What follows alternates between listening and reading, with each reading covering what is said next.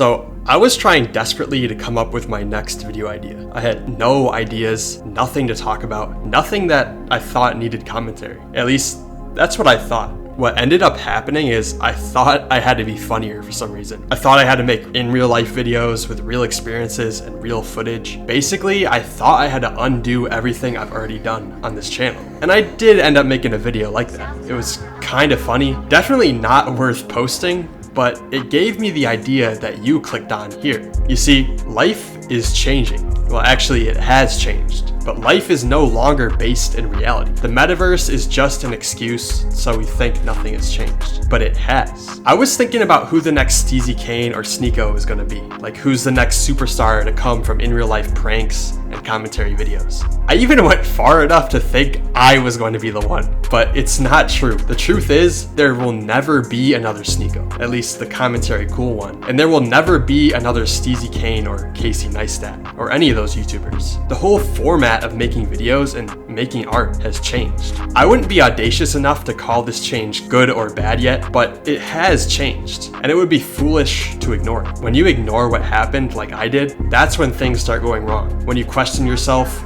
you ruin all the natural quirks and charms that make you or your art stand out. You end up thinking yourself out of your biggest wins, all because you forgot what you're best at and how you got there. At least for me, I forgot that the best artists are pretty much one and done. No two movies have the same feeling. No creator can ever be copy and pasted. They got paid for their personality, so of course no one could copy them word for word. Everything else is just a Walmart copy version. We have to, well, I'm of course talking to myself, I have to focus on what's next. What's the next style that pops off? What do people want to see next? We can't be too focused on what worked in the past because it's done. It's over. Bye. Your own vision is so hard to commit to because it never existed. There's no proof. And what's so much easier, just finding another version of yourself online that's already worked and copying them, making a quick buck off all their work and leaving your true legacy untapped. And that's noble, I guess, that's fine. But I think at that point, your work just isn't satisfying. That's where you get the depressed millionaires and the sad but successful artists. Obviously, there's more to depression, especially at the highest level of success. But I think it would be foolish to think that ignoring your own vision has no side effects. But you always got to understand this philosophy with working with new artists, that it's okay to work with artists that might seem like trash, because that trash, quote unquote, is only considered trash by somebody who's old. The young people like it because it gives them their own identity, and they actually want their parents and their older brother to think it's trash. What's weird is that even to us, the people who've grown up with smartphones and the internet, is that even we don't trust it will stay the same. Life has been real for so long that even a generation built on technology doesn't trust in it. And I don't blame us. I mean, the internet is still so new and still so flawed. The change is kind of scary, but it's here and it's here to stay. People today are getting softer, more passive aggressive, more online, less based in the so-called real world. But is that really a bad thing? A lot of us still unconsciously wish for the 90s again. We want to hang out at the skate park. We want to make cool art based on our experiences that's unique to us and us alone. But that reality will never exist again.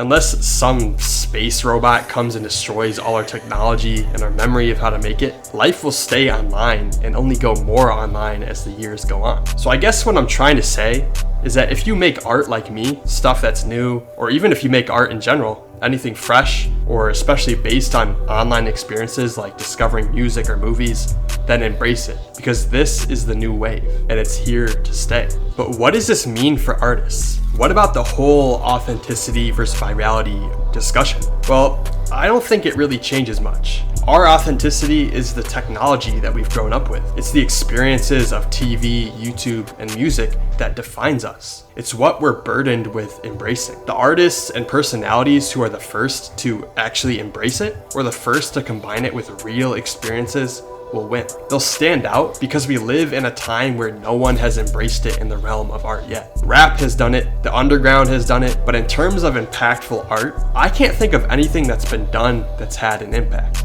And it's probably because I'm ignorant, and I'm sure when this video comes out, I'll remember something. But my point still stands. There's now room for the next wave of creators to come in and rise to the top. More and more people in the next coming years will be coming back to fun and passion and good art, and the first great artists to take advantage of this change will win.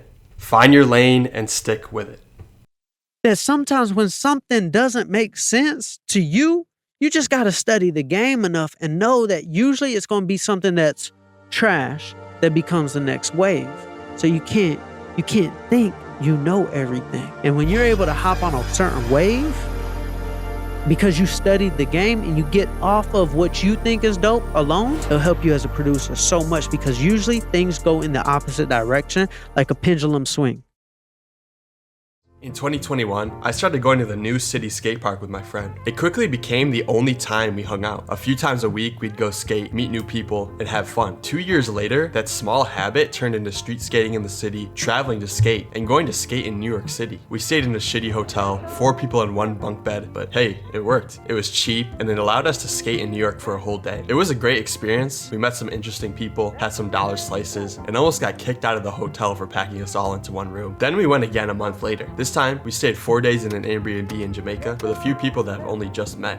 I say all this to say that without these experiences, our art is meaningless. Nothing but pixels on a screen or scribbles on a canvas. It is this personality and our own experience as well as beliefs that shape our art and how it's seen. Our personality is our art, and if we don't share who we are, what we do, what we've learned and experienced, then our art has no meaning to our audience besides that it looks cool. But most artists just don't understand the stakes. Every young artist thinks that they're the exception, and because they idolize the rappers, musicians, and artists in the spotlight, they never think they have to do any extra work to make their art stand out. Everything you are will come through on the canvas. If you aren't a developed person and you stay in your safe little bubble all the time, your art will be boring. Trust me when I say that you need to work hard to develop as a person as well as an artist. It's the difference between a graphic design post on Instagram and a whole YouTube video sharing your experiences and thoughts. That's why I decided to move to Mexico with my childhood friend you saw in the thumbnail. He gave me the opportunity and I took it. Sure, at first I was hesitant and it was not easy to process mentally, but I still said yes anyway. I know that these are the kind of things that can make or break an art career. These are the things that you'll be remembered for. As an artist, you have to be willing to risk it all and do some dumb shit. That's what makes you memorable. I don't know how many times I could say it, but no one ever seems to understand. I'll be having kids at 20 in a beautiful and inexpensive paradise, while many will still be suffering because they have too much pride to make better art. The single reason why I started this channel was because I knew it would blow up. It's going to take time, but the only reason why this is even a possibility is because I'm willing to sacrifice my creativity for the sake of my audience and my future family. I don't care about making art I think is the best. I care about making videos I'm proud of, making art that helps people, that changes lives.